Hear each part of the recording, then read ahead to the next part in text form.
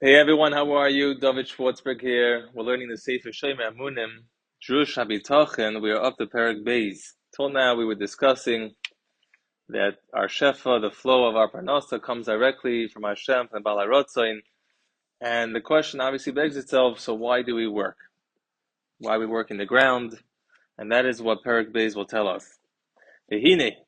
It's known to anyone that's a bar seichel ki amolei chet Adam HaRishon. If not for the chet of Adam HaRishon, hayinu yoshvim u'mesubim the Gan Eden mekol minei tanag v'onig alya, and we'd still be in Gan Eden, enjoying all the delicacies and having an elevated oinig. V'hayinu nenim peirosav hatoivim, we'd be enjoying all the good fruits. V'hayinu mekayim ha'torah hakadosh v'derech ruchni, and we'd be mekayim the Torah v'derech ruchni. I'll explain in a second what that means. As it will be in the future. It won't exist, it won't be possible, the idea of plowing with an ox, a donkey, everything will grow on its own. As well, the idea of tumah v'tahara will not exist. As it says in Yeshaya, death will cease to exist. But the Torah that we've been keeping all these years, Torah mitzvahs, will not cease to exist. We will be mitzvah with the new Torah, and we will now be mekayim the Torah b'derech ruchni. And that is what the pasuk over there means. That a new Torah will come out. What does it mean? A new Torah will come out? Because the question begs itself: what do you mean? Torah will never be replaced. Chas v'sholom. To replace the Torah, what it was, it will always be. And the answer is that we won't be mekayim the Torah anymore. But derech gashmi, the whole plowing with oxen and donkeys and klayim and tumah v'tahara, it won't exist anymore. So therefore, we're going to start being mekayim the Torah b'derech ruchni, the way it was in Gan Eden. And he explains sheteslabish haTorah b'derech ruchni. What it means, the new Torah is that the Torah will be dressed in b'derech ruchni, kamuva b'shlah hakodesh, as it is explained from the Shlah. V'va'acha shechata Adam HaRishon niskala oretz v'lamates kalolos. After Adam was chayte with the Eitz Hadas, 39 curses came to the world, came to the earth. V'hutzur cholaveira alidei lamates Melachos. Shemanu chazal negamar Shabbos kumay hazirei v'achesh v'achoytzer, like planting, plowing, and cutting. Alidei kol malacha moitzin ha'aretz periseh miklalusa. That through a person's work, when he works the earth, when he works the ground, and out comes peiros, he is removing the curse from the peiros. Ad shnizdachek v'nitar hanitzos hakodesh nislabish b'tchinas oichel oy lavush oy shimish kol chad from dargei, until that spark hakodesh is purified from the lavush of the v'china of oichel or lavush or clothing or whatever shimush it's being used for, and it takes off that klala that's on it, and it gets purified.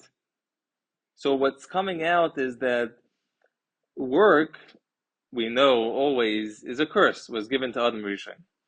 But it comes out now, there's a deeper meaning to the klala. The avodah is now a bit different. The process is now longer, a bit more complicated, because by working, by doing the lamates malachos, you're actually purifying the earth, you're removing the 39 curses, and bringing the world back to the way it was koydem lechet. Now, just want to make a note here, is that Mash'enkin on Shabbos Kodesh, the world is elevated, and therefore does not need the lamates malachos. Gives it a nice meaning to why on Shabbos we don't work. And the reason is because we don't need to work. Because we don't need to elevate the world, because the world is elevated from Shabbos itself. It's beautiful. He continues, K'shabo Yisrael lahar Sinai. Posca Zayamosam, when Klal Yisrael came to Har Sinai, that zuhama, that tumah that was on the world, on Klal Yisrael, was removed. Ad shenemar aleim, until, as it says in Kapitel in Tehillim, Ani amarti, I said, Eloikim atim, you are godly, ubnei elyon kulchem, and you are an elevated people. That's how Hashem referred to Klal Yisrael after Matan Torah. V'im lo yahayu choitim oz ad la'acha gemar Matan Torah hayu niskan olam megamri. And if Klal Yisrael would not have been choite after Matan Torah, then the world would have had its full tikkun already. Hayu Yisrael kamay Malachi Yasharis, and they would have been like Malachi Yasharis. La'acha chet hayedua, but after the chet hayedua, it doesn't want to even make mention, but it's referring to the chet ha'egel. Chazar zoymosam, their zuhama, their tumah came back. And they had to once again work the earth with 39 Melachos. But that full impact of zuhama did not come back. Their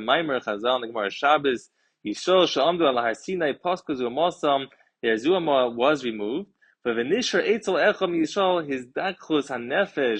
what remained by each person from Klal Yisrael is a purified nefesh, zoch, from Lashon purified, v'hasagas hadas Hashem, and a level, a saga of das, of Hashem remained with every person from Klal Yisrael. And every person, what he can bring himself closer to the Bechina Matan Torah, and again that includes us, any person, Shehu Amunah Shalema, which is Amunah Shalema, V'Amunah Hagdoila Hanitzmach Ma'ores Bechinas Hadas Shal Matan Torah Yisin Hagdoisha Kamuva L'Kamon, which comes from the light, from the Bechina of the Das that came from Matan Torah, as he'll explain later on in Perek, Kocho Zach V'Tzach Mechinas Zoamos Hanocha Shetul B'Chavo, that you get purified from the zuhama that the Nachash put into Chava. He continues, V'yesh tzadikim, ashen is dachu legamri v'kovachol. There are tzadikim that purify themselves pretty much completely from the zuhama. V'nisho behem rak zuhama ma'at mena ma'at me'etyoy. He says, Na'atzosay shal Nachash hakadmoini. Only a little bit of what the Nachash hakadmoini advised Chava, what he put into Chava, will remain with them. Ashi efshel lotzes legamri mizeh. Because that can't be removed totally until the future, until the Asalavai. As it says in Yecheskel, in the times of Asalavai, that I will throw onto them the purified water to heart them, and they will be pure. Mikol, and they'll be purified. Mikol to Ma'isechem for all their tumah. Mikol Gulechem for all their avodah zarah. Atareschem, I will purify them. Only then will they be completely pure. L'chayra kasha. Lama hitzrich HaKadosh Baruch Hu esay lamai befrat amay HaKadosh shekiblu teras HaKdoshu v'omer nasim nishma la'asek behevle olam hazeh v'lamates malachos haniska v'il. And here's the bomb question, that why this Am Yisrael, that they were mekabel the Torah, and they said nasim nishma. Why is Hashem bringing these people to work in the hevel, in the havli olam, which is lamates malachos, hamaforik mishava aguf? They have to do back-breaking work. Umevi umatzmiach lechol haroy shel olam, and this brings about all the bad things in the world. Chol mina averos, all averos, aidei bakoshes or difos achar tarpa, because he's busy running after his food.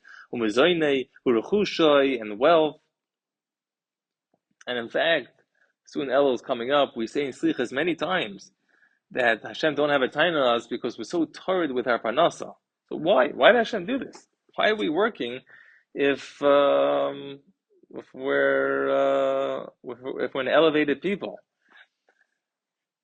Answers the Shomer Emunim, Raktei Achi, but no, my brother. It's just interesting the titles he gives at certain timings. Now he refers to us as Achi. Raktei Achi, no, my brother. Shezeh Olam. Know that this world, this stage of the world that we're in now, is called Shmitas Hanisoim. The Kabbalah talk about this. We know that Shemitah is a sabbatical cycle, there's 7 years. So there's also a cosmic cycles of creation and destruction, and there's the idea of challenges that Hashem brings to people in this world, and he says that now we're in the stage of Shmitas HaNisoyin, which is a suspension or nullification of these spiritual tests. Kikach olah b'tzoyni yisborach shemoy. That is what Hashem wanted. Ki ilu hayu chafetz v'ratza kadosh baruch hu hayu b'koycha hagadol limnoyes Adam HaRishon melachtoi. If Hashem wanted, He could have prevented Adam from doing the chait of Eitz Hadas, V'chein Es Yisrael, and so too Klai Yisrael from the chait of the ego. K'mayim Chazal in the Gemara Avodah Zarah. V'hayu Yisrael ruyim lo'esim ma'aseh. That really Klai Yisrael was not even fit to doing that chait of ego. They weren't even like down there on that level of doing the Aveira. But that is what Hashem wanted. That the world should fall into this bechina of being tested, of nisoyin, of being challenged. But still a person did have a choice, not to be chayte.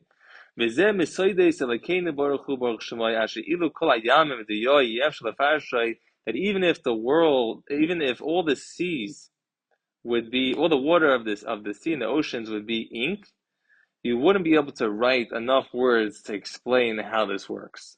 That means that on one hand, Hashem wants to challenge us. He wants us sort of to maybe even fall into this nisayon, but yet we have choice. Well, it will be revealed to us this whole foundation of knowing and having choice. That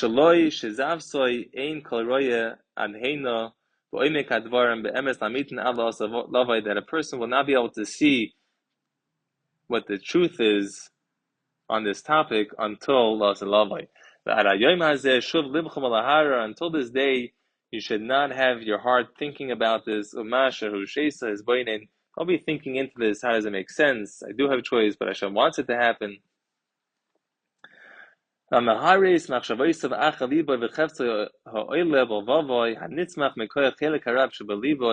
if a person is going to be trying to figure this out and think about it, it doesn't make sense, it's coming from a bad source in his heart.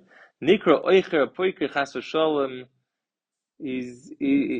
called bad names. He's like an apikoros. Kikoy Omar b'Sefer Yitziro, as it's quoted in the Sefer Yitziro, Beloim picha meladaber, shut your mouth from talking, Belivcha melahara, in your heart from thinking into this subject.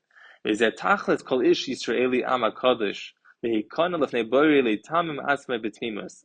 And that is really the tachlis, the purpose of any person from Klal Yisrael, to humble himself before his Creator and to be mitamim himself in simplicity, betmimus in simplicity. So too Hashem will act to that person with simplicity.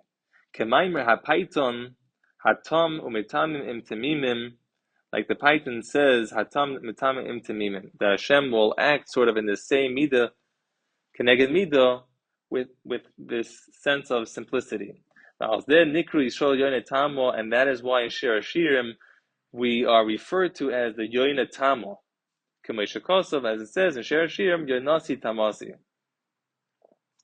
So I have a chavrusa that I learned the Sefer Shomer Emunim with, Rebbe Ram Nissen, and he told me over a beautiful story to explain this idea.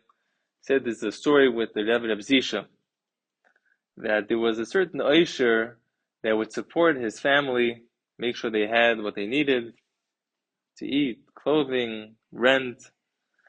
And one day, this Oisher came by to the house of Reb Zisha to talk to his Rebbe. He was supporting him. He wanted to maybe hear some chizuk from him. And his wife says, sorry, he's not home. Really? Where'd he go? Oh, he went to his Rebbe. Reb Zisha has a Rebbe himself? Who's his Rebbe? The Magid Mezrich. I'm supporting this Rebbe, Reb Zisha. I should be supporting his Rebbe. So that's what the Oisha did. He traveled down to the Magid Mezrich also, and he told the Magid Mezrich, I want to start supporting you. And he did. He started supporting him, and he stopped supporting the Rebbe Reb Zisha. But this person's business went down the drain. and he really wasn't doing well. And he didn't know what was going on. So he went back to Reb Zisha, who, when he did support him, everything did go well. And he said, explain to me, I was supporting you because you were a tzaddik, you were a good person, but then I heard you had a Rebbe that was, I guess, bigger than you, so I went to support him, but why did my business go bad then? So answers Reb Zisha, the answer is simple. When you supported me, there was the idea of tamimus there.